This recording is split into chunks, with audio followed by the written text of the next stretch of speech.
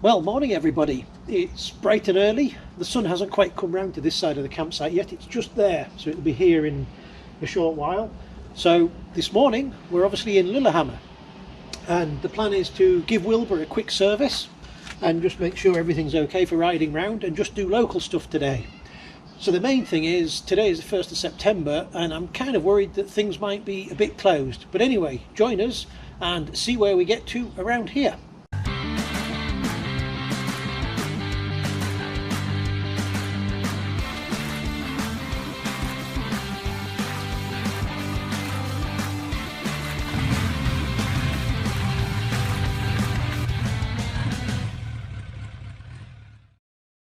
So plan A today is to head up to Hungerfossen, and that is about 15 kilometres north of here.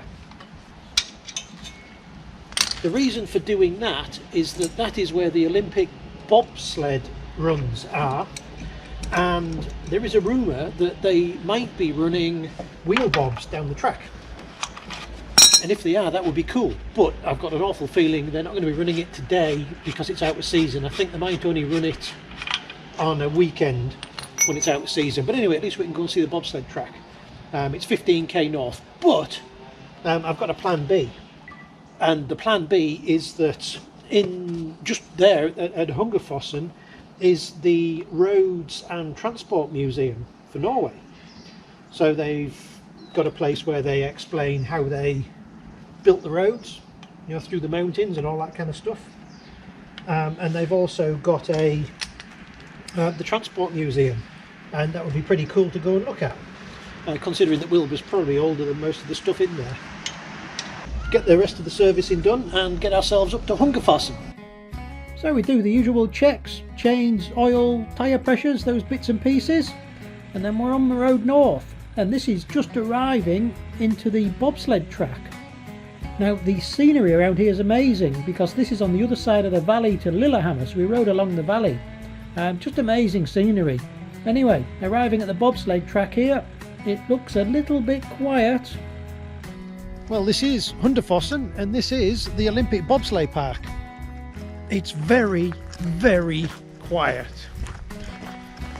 There's the finish line up there. This is the kiosk and tickets. This is the ticket kiosk. There's information here. It's all in foreign. I don't understand it. 3rd of August to 12th of September is Lårdaga. Midday till 4 p.m. I've no idea what Lårdaga is. Right. Better have a look in me phrase book. I bet that's Saturday's pants or weekend.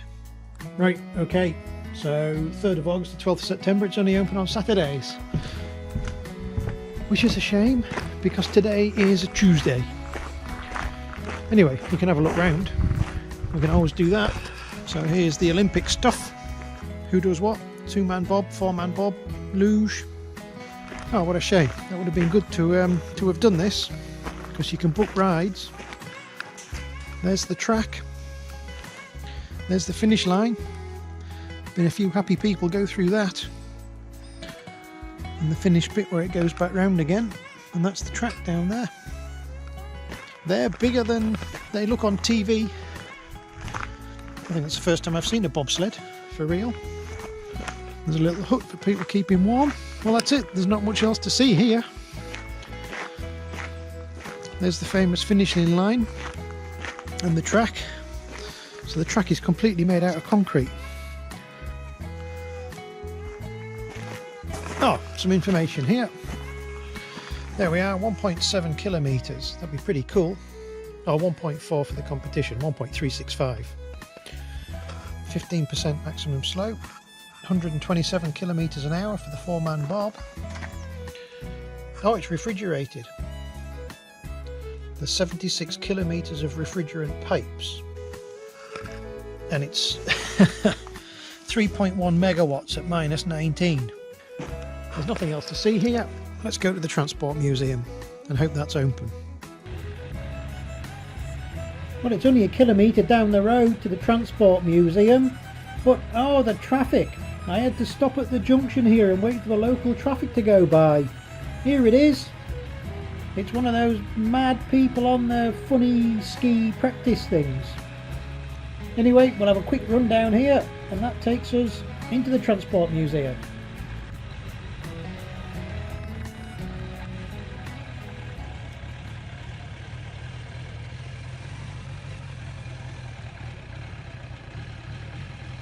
So this is it, the Norwegian Historic Motor Museum.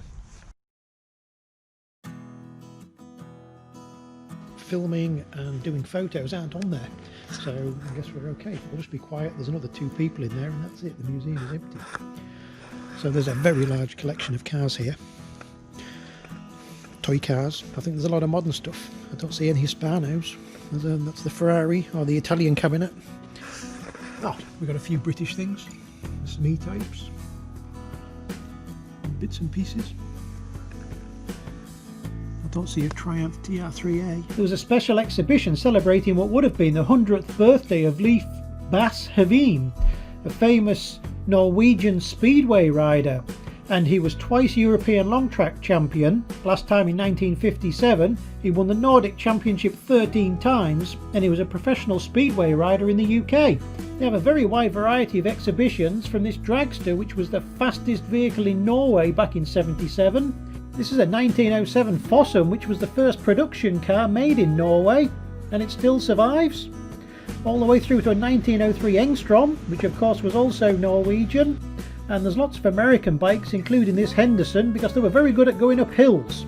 The old Ford Sierra Jelly Mould, Audi 100, and that, so they're of not much interest. 1955 Chevy Bel Air, that's of more interest. And I think that's a bench. I think that's just a stylish bench. They're good at stuff like that. Cadillac limousine. There was a lot of American stuff ended up over here, they said, because you know, the big roads and hills and all that kind of stuff, anything with big engines like the early cars, the Americans, you know, the Harleys and stuff on the bikes did very well over here. It's a beautiful and classic motorcycle that summarises the epoch between dark European bikes and off-road or streamlined speed bikes from the second half of the 80s. Well, I didn't get that from looking at it. But then again, I'm not a poet. We discovered that on the Peer Gynt route. This is the Think Ox city car, the concept from 2008. And as they say on the description there, it's a bit odd. It was done as a 4-seat or 5-seat city car. It never caught on, nobody did it, and realistically it was just ahead of its time. If you had that on the street now, that would be okay, but in 2008 nobody wanted it. That's like that colour. Yeah, no, we're not going to say it. Oh, we've got a matching Volvo. Perfect. Another Mini up there, and a Renault Dauphine hiding away up the top there. I'm a Toyota Corolla, so this must be the worst colours cars ever came in section, looking at this. And a Fiat Multipla. And you thought the new Multipla was ugly. That little fella's even worse, but it's got 6 seats. The Think section. That's the Think City. And the City B. They're funny things, more like golf carts really. And that one, and you thought the Peel P50 was daft. Electric motor from a washing machine and a fiberglass body. Well, the performance must have been outstanding. So this is a Troll, which was one of Norway's attempts. They were in London to produce cars, but they never produced 4 of them. It was a German engine with a fiberglass body, so that never really caught on, did it? Anyways, not a bad looking car for the early 50s. So there's quite a few of these Tempos around, and other bikes that are made from bits, and it turns out that in the 50s Norway had a ban on imports of scooters, so people brought parts in and built the bikes locally from bits. So that explains, I think they did the same in Australia, and you end up with all these odd makes but basically all with the same running gear. So this is a German army transporter in the war. The interesting thing here, 4-wheel drive and 4-wheel steering. And you can see it there, but they said they phased it out because it was just too difficult to maintain and too expensive to build. So the first cars in Norway were Oldsmobiles, because of course they were around and American and available.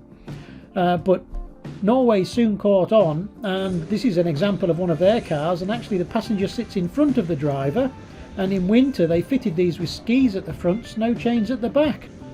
And a 1930 Harley. Harley did a lot of bikes in that colour. So that was a farm bike used for transporting milk, and never really got on with that kind of brown colour though. That should be in the vehicles of terrible colours section, I think. Well, there you go, a bit about tempo there. So they finished in the 80s and they made 300,000 mopeds and motorcycles in the time they did, mainly with engines from Sachs and Villiers. So yeah, that would explain why there's a lot of them around. You hardly ever see them in the UK though. It must be a very Scandinavian thing. And finally it brings us round to the Norwegian cycle section, and they've got bikes all the way from the very early ones up to the modern ones, but again with a very Norwegian feel for manufacturers and design. So a collection you couldn't see anywhere else, I'm sure. At the early section here, so this is 1890, this one at the front, that's 1898 and 1896. Interesting point to note, which I didn't know before I got into old cycles, the chains and the sprockets. These are what they call skip link sprockets, so every other tooth is missing, so they're 1 inch then ½ inch pitch, and you can see them all on here. And then later on obviously all the chains pretty much changed over to like the constant pitch, and there's another one here. So some of them were quite chunky, that's more like elevator chain. So DBS were a big cycle manufacturer, clearly there's a lot of these that are DBS bikes. And the ones that may be slightly interesting just from looking at them, the electric cycle here, which I think was years before its time, that's number 42. If I look at 42 here, that's 1998. And obviously, where are we now? 22 years later, there's a lot of electric cycles around. The other ones of interest, we have the plastic framed bike, or plastic framed and plastic wheels, so that was all made out of plastic. I remember seeing those, that might have been like on Tomorrow's World or something daft like that. We've got this one which is shaft drive, and I think it's got a constantly variable hub on it as well, so that's something a bit interesting, but of course the English were doing that 100 years before. Well, there we are, that's the motor museum. The lady's given me a poster. I'm going to do my best to get that home without damaging it. Poor old Wilbur looks dirty in the sun there. Anyway, worth a visit. It's very Norwegian related, which is good. You know, that's what I wanted. I wanted to see what the Norwegian take on motoring and such like was. So it's very interesting to see that. It wasn't just a collection of random stuff. Picnic time in the sun, I reckon. That's the Road Museum behind me. That's free entry as well. We're going to have a look around in that. First, I've got the rest of my cracker breads and my prawn salady stuff. We got some potato chips, and we've got an orange. Always come prepared with Wilbur, especially this time of year when places where cafes are closed. Always make sure you've got at least one meal with you. That's it, my belly's full, and we are going to go and visit the Norsk Veg Museum. No, it's not about vegetables, it's about roads. So the first thing that greets you in the atrium is their road sign collection, and yes, that really is a sign for a ghost on the road. So the atrium's actually pretty empty. There's a few photos, but there is a 1912 Wanderer, but the poor old fella's sat here in a glass box not doing much. That's a shame to see. But the main hall, it follows the roads all the way through from the beginning of Norway through to the modern day. It's very well set up with moving exhibitions and such like, and as I said, takes everything all the way through from the very early days of picks, shovels and wheelbarrows to the modern day. There's a section in here which is good on 1940 to 1945. Of course, a lot of the roads, especially in the north of here, including the Blood Road, were all built by prisoners. So the Nazis brought them in from the Eastern Front, Yugoslavia and Russia and places like that, and basically worked them to death building the roads and the railways that run up north. I think the Arctic Highway, a lot of that was done by that, and also the rail line that runs up to Buda. So yes, a nod to them, because it would have been extremely harsh. Well, as I say, it's extremely harsh. 82% of the prisoners that came here died in the course of 4 months in 1942, it says here. It's yeah, harsh wasn't the word. It was a death sentence being sent to build roads. Well, that big orange thing behind me is a Bright X2. Wow, I can hear you saying already. Well, yeah, wow, really. So that was built in Norway, and it was the world's first fully hydraulic excavator. Well, you compare that to a Rustum Busaris. I think you get more roads built with that quicker. Ah, the garage section is closed. Except the expert on the Worth products they've got over there. She looks like she knows her silicon from a Lillehammer. So each period is set up into different areas of the development of the roads, and it was very interesting. There's also a lot of historical photos of towns and cities and such like as things were developing. It was very interesting to see. So that's the main museum building. I was expecting rock blasting and how they constructed tunnels and stuff, and there was none of that really. It was more the development of the roads, but yeah, again, it wasn't what I was expecting, but worth a visit. But anyway, the grounds here are quite big, and there's exhibitions and bits and pieces all over the grounds. I've got my map here, so we're going to take a walk. It's a nice afternoon for a walk anyway, and we're going to look at some of the stuff. The grounds themselves are spectacular to look around, just the scenery is amazing anyway, but they have lots of old road building equipment, all with information signs, and they've also got a large collection of historic buildings from different places. So this is the old Hungerfossen coach station, and I can't read it from there, we'll have a look here. Erected in the 1840s. Later on it was a school, council offices and residential houses. And it was demolished in 1986 and reconstructed here. Just wandering our way down towards the blacksmith shed, and there's a Broomwade compressor from the 1920s. It said, fancy that, an English compressor being all the way out here. Here we've got, looks like a rock crusher, Mr. Diesel generator, and things just last forever. And this is the blacksmith shed, forge.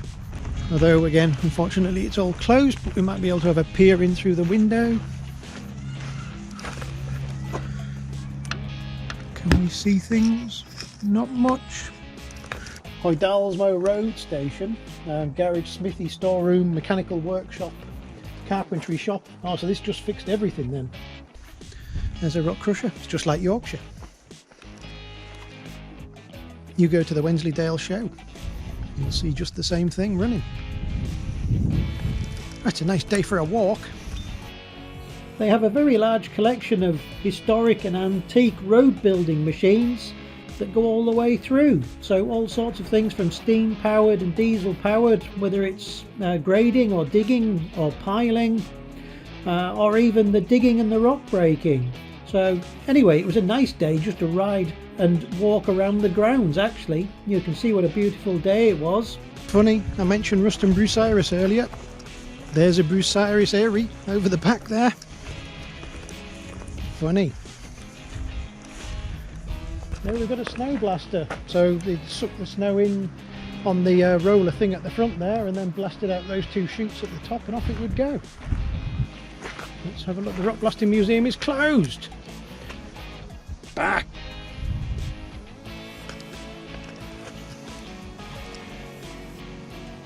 Well, that's a taste of the Roads Museum there. Unfortunately the exhibitions were closed, but it was good to see the machinery. So it was back on Wilbur and back towards Lillehammer. But you'll have to join us next time and find out what we get up to there for the afternoon. So join us next time as we take in the spectacular views over the K120 and K190 hills at Lillehammer, and we watch people throwing themselves off the hills. Wow, they don't have to get some speed up. It was pretty impressive stuff, that's for sure. We cheat and do the last 100 of the 936 step challenge. We have a look from the bottom of the Olympic Park, including the Olympic flame that you've got there at the end. And it's back for Wilbur's workshop. But he's been a naughty boy. He has a lay down on the job and he decides he's going to start running like a diesel. Yep, that's not good. So once again, we have to pull the carburettor apart and do some major surgery. Poor Wilbur. So after that, we head into Nicker's Bar in the centre of Lillehammer and drown our sorrows with beer and moose burger. Delicious. All that and more next time on Wilbur's Arctic Adventure.